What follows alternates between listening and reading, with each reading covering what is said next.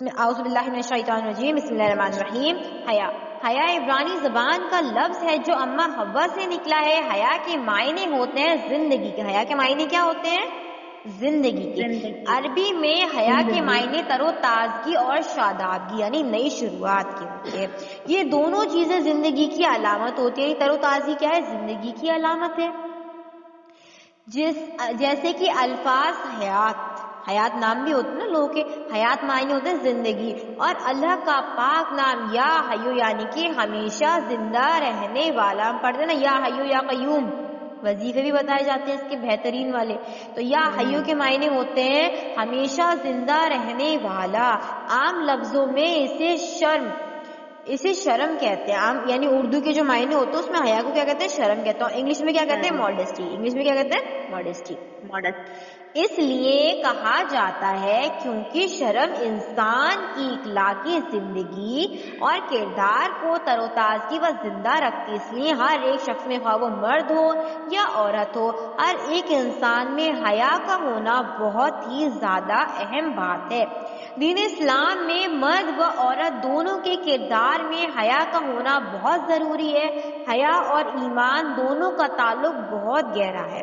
جس میں ایمان نہیں اس میں حیا نہیں ہو سکتی۔ یہاں پر میں ذرا ایک منٹ روک کے ایمان کا جو ہم نے کل بیان کیا تھا، ایمان کیا ہے ذرا کوئی بتانا پسند کرے گا؟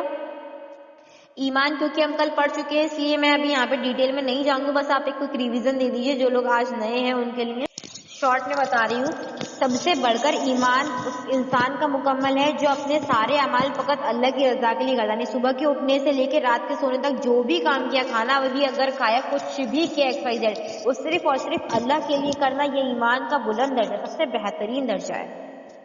دوسرا ایمان یہ ہے کہ کفر سے، یعنی کہ آپ کوئی غلط کام کرتے تھے، کچھ بھی غلط کرتے تھے، ایک دفعہ آپ نے اس سے توبہ کر لی، دوبارہ اس کام کی طرف لوٹنے کو آپ ایسے سمجھے کہ میں جہنم کی آگ میں ڈالا جا رہا ہوں۔ تیسرا یہ دل سے پرہیزگار ہو جانے کے بعد گناہوں سے توبہ کر لینا، غصے کی حالت میں گناہ سے بچنا اور راستے سے تکلیف دینے والی چیز کو ہٹا دینا، یہ بھی ایمان کا حصہ ہے۔ طاقت ہونے پر بدلہ نہ لینا، یعنی قوت پر تکبر نہ کرنا، یہ بھی ایمان کا حصہ، اخلاقی ایمان۔